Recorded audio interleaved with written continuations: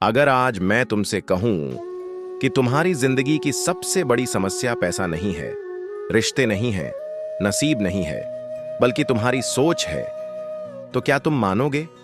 अगर मैं कहूं कि जो चीज तुम्हें दुख देती है वो बाहर नहीं, तुम्हारे अंदर है, तो क्या तुम सुनोगे? आज हम बात करेंगे भगवत गीता के सबसे बड़े सच की। वो सच जो अगर समझ में आ जाए तो इंसान कभी अंदर से टूटता नहीं। और वो सच है, तुम्हारा अधिकार केवल कर्म पर है, फल पर नहीं। हां, यही है गीता का सबसे बड़ा सच। युद्ध भूमि और जीवन कल्पना करो।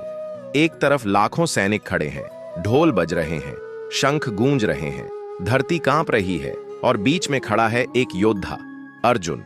उसके हाथ कांप रहे हैं, दिल धड़क रहा है, आंखों में आंसू हैं। वह कहता है, मैं यह युद्ध नहीं कर सकता।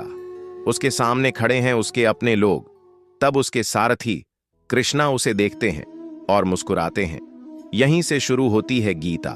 लेकिन ध्यान देना, युद्ध सिर्फ मैदान में नहीं था, युद्ध अर्जुन के मन में था। और वही युद्ध आज हर इंसान के अंदर चल रहा है। इंसान की सबसे बड़ी गलती, हम सब काम करते हैं, पढ़ाई करते हैं, नौकरी करते हैं, व्यापार करते हैं, रिश्ते निभाते हैं, लेकिन हम काम क्यों करते हैं? फल के लिए।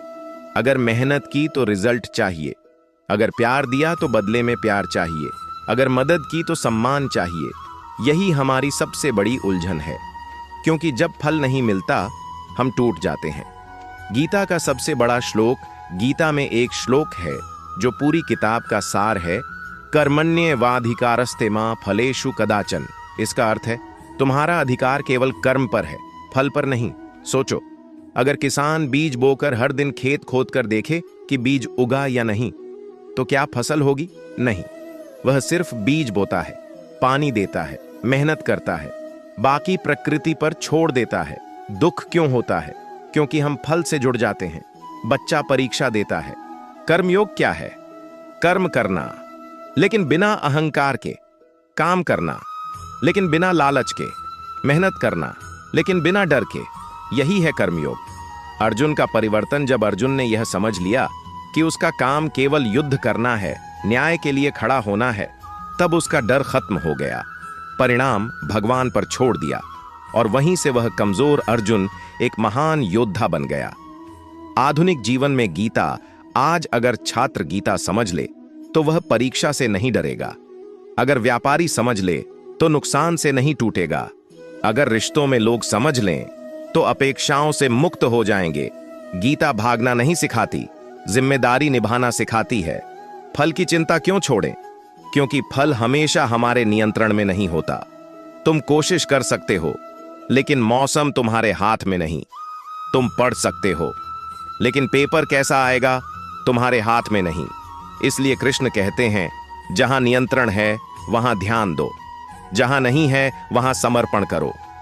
असली शांति जब इंसान परिणाम छोड़ देता है तो उसका मन शांत हो जाता है। वह वर्तमान में जीता है, और वही शांति सबसे बड़ी दौलत है। गीता का अंतिम सार, गीता का सबसे बड़ा सच यह नहीं कि जीवन दुख है, यह भी नहीं कि सब कुछ भगवान करेगा। गीता का सबसे बड़ा सच है, तुम कर्म करो, निष्काम भाव से करो, परिणाम ईश्वर पर छोड़ दो। यही मुक्ति है, यही शांति है, यही शक्ति है। आज से जब भी तुम कुछ करो, डर के साथ मत करो, सोचकर मत करो कि लोग क्या कहेंगे।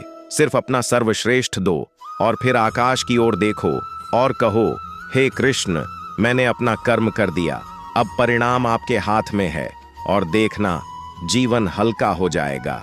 जय श्री कृष्ण।